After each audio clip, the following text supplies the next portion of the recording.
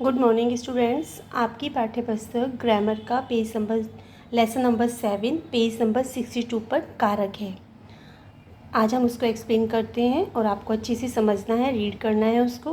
कारक किसे कहते हैं, कारक के विभक्ति चिन्ह कितने होते हैं और कारक कितने प्रकार के होते हैं। संज्ञा सर्वनाम की जिस रूप से, संज्ञा और सर्वनाम की जिस रूप से वाक्य के अन्य संबंधों से उसका संबंध जाना जाता है, वह कारक कहलाता है। कारक 8 के भेद 8 होते हैं। कर्ता कारक, कर्म कारक, करण कारक, संप्रदान कारक, अपादान कारक, संबंध कारक, अधिकरण और संबोधन। प्रत्येक कारक का अपना एक चिन्ह होता है।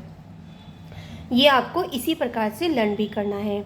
जैसे कर्ता ने कर्म को कर्ण से या के द्वारा, यह सहायता के लिए होता है।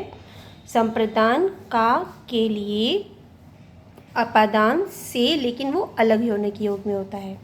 संबंध कारक का की के, अधिकरण कारक में और पर, संबोधन कारक हे और अरे। इस प्रकार कारक 8 प्रकार के हुए और सबका विभक्ति चिन्ह होता है।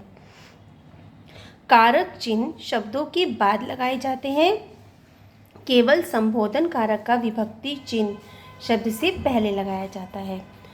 जैसे अरे बच्चों, बच्चों के बाद संबोधन कारक लगा है। हे साधु के बाद संबोधन कारक का यह चिन्ह लगा है। तो इस प्रकार कर्ता कारक, कर्म कारक, कर्ण कारक, संप्रदान, अपादान, संबंध, अधिकरण और संबोधन, इनके विभक्ति चिन्ह सहित आपको यह तालिका लर्न करनी है और लिखकर भी देखनी है। यह संस्कृत में भी विभक्ति चिन्ह और कारक बहुत ज़्यादा महत्वपूर्ण होते हैं, इसलिए यह याद करना बहुत ज़रूरी है। सबसे पहले हम देखते हैं कर्ता कारक। संज्ञा या सर्वनाम की जिस रूप से क्रिया करने वाले का पता चलता है। कर्ता मतलब सब्जेक्ट, जो काम कर रहा है उसे कर्ता कहते हैं। एग्जाम्पल दे रखे हैं। सीमा ने गाना गाया, माँ ने खाना पकाया। कर्ता का चिन्ह ने है।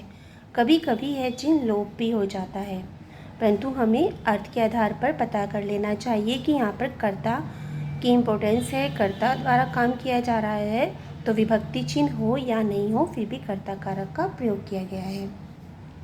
लड़का खाना खा रहा है, गगन खेल रहा था, पक्षी उड़ता रहा।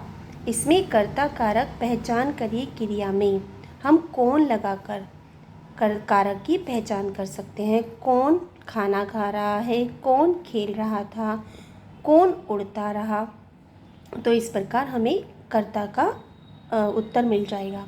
हालांकि इसमें कर्ता कारक का विभक्ति चिन्ह नहीं प्रयोग किया गया है। अब आता है कर्म कारक। कर्म कारक का विभक्ति चिन्ह है को। व्योम ने बछड़ी को नहलाया। किसको नहलाया? बछड़ी को। कर्म कहते हैं काम, जिसमें काम होने का बोध होता है। कर्ता के द्वारा जो काम किया जा रहा है उसको हम कर्म कारक में लेते हैं। किरण ने चित्र बनाया। किरण ने चित्र को बनाया। किरण के द्वारा क्या काम किया गया? चित्र बनाने का। तो जिस पर क्रिया के कार्य का फल पड़ता है वह कर्म कारक होता है। कर्म कारक का विभक्ति चिन्ह को है। कर्म कारक को पहचानने के लिए क्रिया के साथ क्या, किसी, किसका लगाया जाकर हमें उसका उत्तर मिल जाता है। अप्राणीवाचक या निर्जीव कर्म के साथ को नहीं लगता। अप्राणीवाचक जो नॉन लिविंग थिंग्स होते हैं और निर्जीव कर्म के साथ को नहीं लगता, ये आपको ध्यान रखना है, ये वाला पॉइंट। जैसे स्त्री ने चलचित्र देखा, हमने ये नहीं कहेंगे स्त्री ने चलचित्र को देखा क्योंकि चलचित्र हमारा अप्राणीवाचक है। अनु ने पत्र लिखा। अनु ने पत्र को लिखा नहीं, अनु, क्योंकि पत्र हमारा अप्राणीवाचक है। यहाँ चलचित्र तथा पत्र अप्राणीवाचक कर्म है, इसलिए इनके साथ को विभक्ति चिन्ह नहीं लगा हुआ है। आज बस इतना ही देखते हैं। ये आपको रीड करना है और समझना है। उदाहरण के द्वारा आप कर्ता कारक और कर्म कारक को साधारण रूप में समझ सकते हैं। अच्छे से समझ आता है जब हम उसको उदाहरण को बार बार रीड करते हैं कि यहाँ पर क्यों नहीं आया है या ने का लोप क्यों हुआ है। तो कर्ता कारक और कर्म कारक की रीडिंग आपको करनी है। कारक की जो तालिका है विभक्ति चिन्ह सहित आपको लर्न करना है। नेक्स्ट वीडियो में आगे के लेसन के साथ मिलते हैं। Goodbye and take care.